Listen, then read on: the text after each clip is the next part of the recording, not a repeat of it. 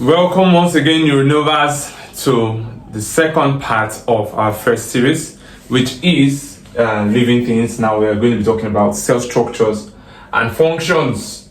Are you there now? And the first component we want to discuss is the nucleus. But before we start the concept, please do us a favor of subscribing to our channel and hitting the notification, as well as commenting below wherever you have a question. Okay, good.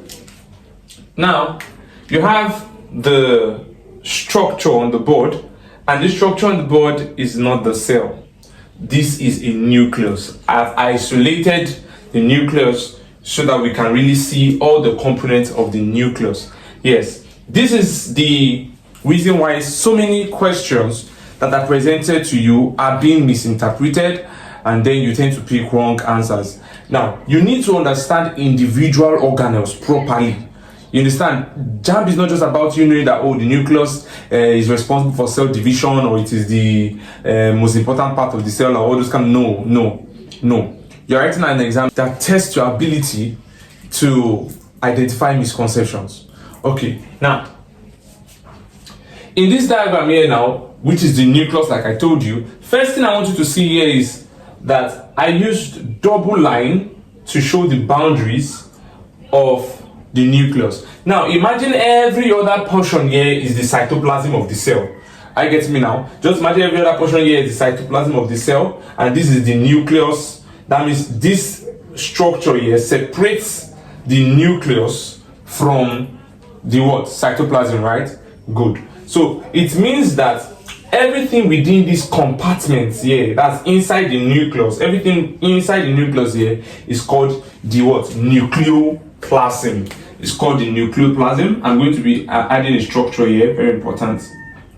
I have to add this structure here. This is a very important structure. We will still discuss that. So it's called the nucleoplasm. Every other thing inside here is the nucleoplasm. Now, what are these double lines? What are these double bound structures? What are these double lines here representing? They're representing the nuclear envelope. The nuclear envelope. So I'll just do that. I'll do it this way. I'm going to bring it in this direction. So these two things here represent the nuclear envelope. The nuclear envelope. So one of the things we can identify there about the nuclear envelope is that what is a double membrane bound organelle. So the nuclear envelope is a double membrane bound organelle. You can see that it is made up of two membranes. Each line is representing one membrane, so it's double membrane bound. So a question can come up to you and they'll just ask you, which of the following is a double membrane bound organelle? And you see nucleus, that's it. You don't need to go further. Once you see nucleus, that's it. We have other double membrane bound organelles, but for nucleus to be the option, then that's it first. I guess now, before we wrap up the lectures, I'll give you other organelles that are double membrane bound. Okay, so you have the nuclear envelope, and then we also have these structures that are here. You can see them here, all these red structures here. I get me now, and if you look at them carefully, they look like gateways, right? So common sense. And then we'll call it the nucleopore, or you call it the nuclear pore. So we have the nuclear envelope, which is double membrane. So when we say it's double membrane, it means it has a what? It has an inner membrane. An inner membrane. We can call this line that is more inward. We can call it the inner membrane. And we also have the ones that are the outer membrane. They do not perform exactly the same function.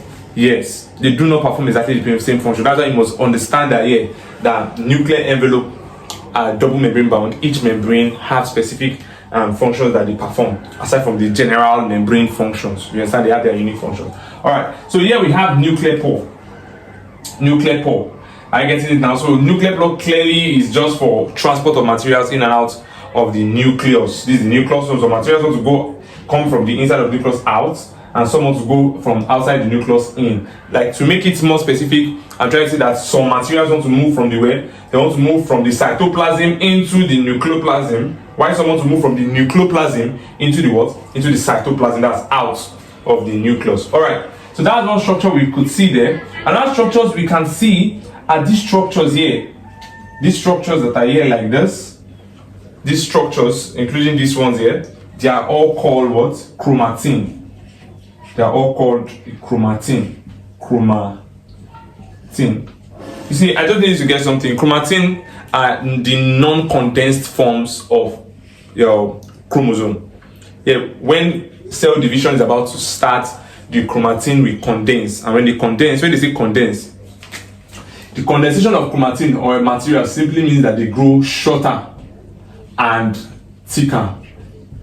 This has come out in JAMB before, multiple times. So when you hear the word chromatin are the non-condensed form. So when chromatin gets shorter and thicker, they become chromosomes. That means they've condensed. So when they condense by growing shorter and thicker, and that will make it a chromosome. Okay, so these are the chromatins now. That's like saying the chromosomes, just that they are not yet condensed. Okay, good. Now, these are the chromatins. We want to know what are the specific functions of each of these things we just labeled now. Yeah, I've not labeled this guy here. This red guy here is called the nucleolus. The nucleolus. Now these names, I'm sure that some of them are you are familiar with some of these names, but I need you to understand the functions of these things.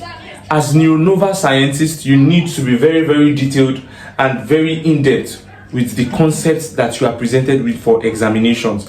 That's what assures you to be able to hit top scores in those courses. Now we've expatiated on the materials that you find within the nucleus. So in case they ask you what are the materials you find within the nucleus has a nuclear envelope. You can see that there, and the nuclear envelope is double membrane bound. That is double membrane bound. It has two parts.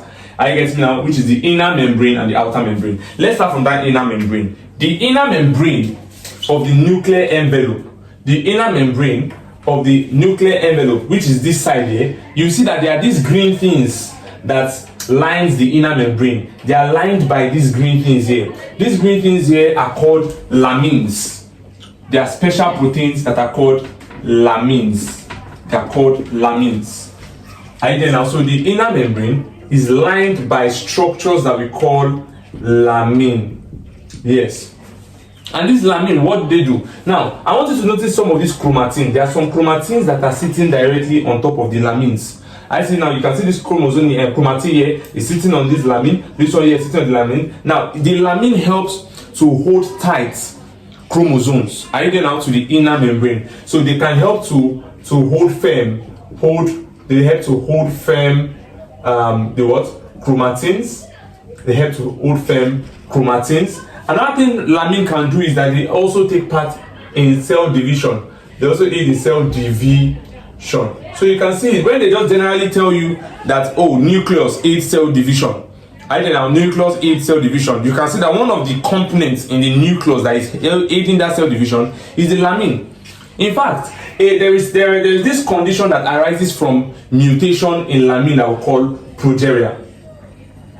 Progeria. It's some people call it the Hutchinson-Clifford syndrome. Yes, it's still the same. So it's a condition that can arise as a result of what? Mutation to this lamin, precisely lamin A. But as JAMB, I just need to know, okay, the inner walls of the what?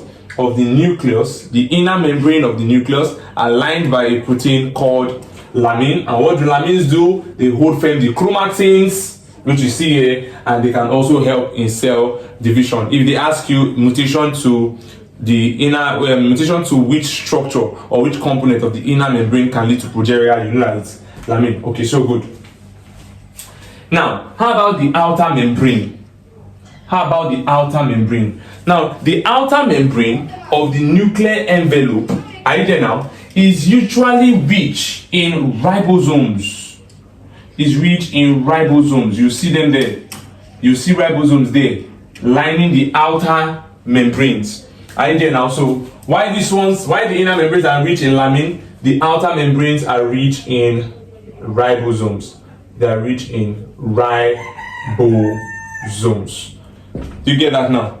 So let's recapitulate. Nuclear envelope divided into two. The nuclear envelope, that is the nuclear membrane, is a double membrane bound organelle or structure, and then is made up of inner membrane and outer membrane. The inner membrane is rich in lamin A, while the outer membrane is rich in what? ribosome, lamin A hold firm chromatin and aid in cell division, while outer membrane contain ribosome. Ribosome generally does what? Protein synthesis. They help you to synthesize protein. So protein synthesis. Protein synthesis. So that's what it does. That's what it does. It helps you to synthesize protein. Now, how about the nuclear pore? Basically, the nuclear pore just aids in what? Transport. It helps in allowing transport of materials both in and out of the nucleus. So materials can enter into the nucleus and materials can go out of the nucleus. So that means that there are some materials that need to leave the nucleus, and there are some materials that need to come into the nucleus. Example of materials, because JAMB has asked that question before. Which of the following materials are transported out of the nucleus? Which of the following materials are transported in to the nucleus? So one of the materials that are transported in, because we said that materials can go in, and we said that materials can go out, can go in and out. So some of the materials that can go in, you have the histone. Are we there now? We have the histone protein. It's a protein that we need within the intracellular compartment of the nucleus. Yes, we need it in the nucleoplasm. This is histone, and I will show you why. It's a major requirement when it comes to the formation of chromatin. That's it. We need it for the formation of chromatin. Chromatin is usually DNA plus histone. You understand? So you have DNA, you have histone, you form the chromatin. You see that now? So that's basically, so this histone is usually generated from what? From the extracellular compartment, that's like the cytoplasmic compartment. That is all the compartment outside the nucleus, so it's then transported into it. It's generated from that your common amino acid that we call histidine. So that's where you get this histone from. Is a protein. Okay, good. Example of materials that usually want to go out. Example of materials that usually want to go out is what? Ribosome. Ribosome want to go out. Are you there now? And RNAs. RNAs also want to leave. Because we have RNA within the nucleus, and you also have them outside of the nucleus. So those are examples of stuff that usually want to either leave or stay within the nucleus or transported in and out. Okay, good. Now we've talked about the nuclear pore. How about we talk about the nucleolus? What's the function of the nucleolus? Now the nucleolus, basically, if you read textbooks or materials, they just go straight to the point, and then JAMB does not know, okay, what kind of material you read or what your foundational knowledge about the concept is. All they just need is answer their question. So you need to be very knowledgeable. So sometimes people just tell you that nucleolus houses ribosome, right? Yes, not a lie. But basically, I'll put to you that you need to understand that the nucleolus actually contains rRNA, which is the ribosomal RNA. It contains the ribosomal RNA, which is a major component necessary for the synthesis of the ribosome that you are already familiar with, that is stored within the nucleolus. So they'll just tell you, oh, nucleolus houses the ribosome. You need to understand how the ribosome gets to the nucleolus, or how the nucleolus produce or synthesize the ribosome. Good. So first thing first is that in the nucleolus there is usually rRNA. Are you there now? And this rRNA tends to then combine, are you there now, with a protein that we call ribosomal protein. Ribosomal protein. So the combination of rRNA with ribosomal protein is what leads to the formation of what? Is what leads to the formation of ribosome. Is what leads to the formation of ribosome, or you can say the synthesis of ribosome. So basically, what you need to take home from the nucleolus there is that nucleolus helps in the synthesis of ribosome, or you can say it also houses the ribosome. Normally, when the ribosome has been produced, like we said, ribosome is an example of material that want to leave. So when they've been produced by the nucleolus, they move out and find themselves attached to the what? Attached to the outer membrane. That's why we said in the outer membrane you find ribosome. So when it has been produced from the nucleolus by combination of rRNA and the ribosomal protein, it then exits through the nuclear pore are you there now, to come and attach themselves to the outer membranes. When they get to the outer membrane, some cascade of operations will happen, which will then cause the release of those ribosomes towards the reticulums, and I'll explain that in our next lecture. So good. So we've discussed nucleolus. Finally, for the nucleus, we'll be discussing chromatin. Now, I need you to look at something. In this diagram, we have some chromatin that are suspended, like more at the middle. They are not attached to the sides. They are not attached to the walls. You can see them here. Are you getting me now? And we have those that are firmly attached to the inner membranes, right? Good. So those chromatin that are more suspended at the middle, that are not attached to the walls, we call them euchromatin. Euchromatin. So we are trying to say now that chromatins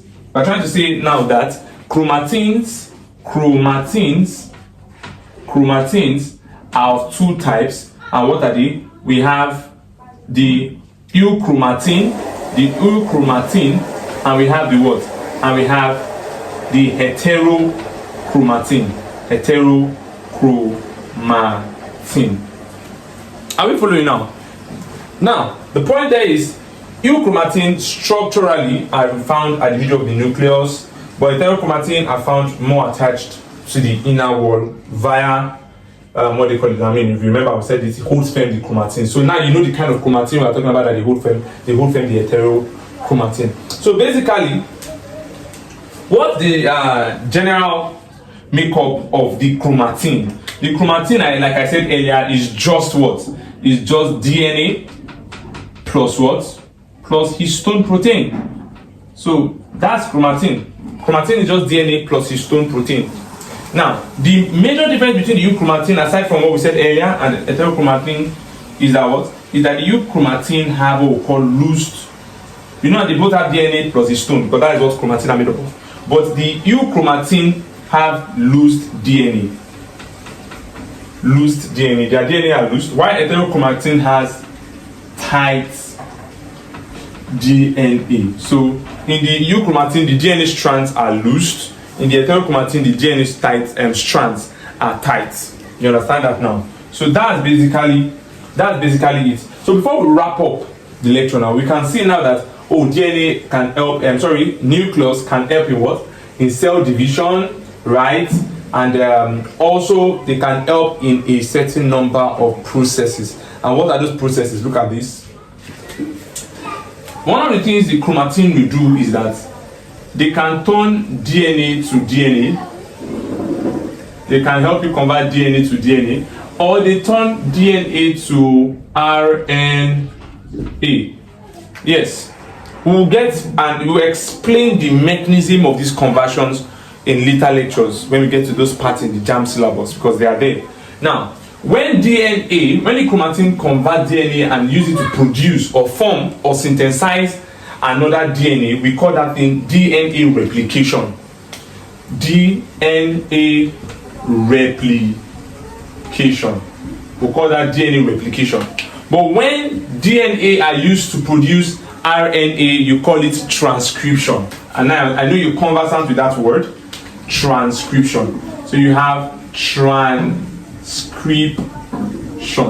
So we have transcription, and we also have DNA replication. So basically, the nucleus will help in cell division, the nucleus will help in transcription, forming RNA from DNAs. Then you also help you to form DNAs from DNA via DNA replication.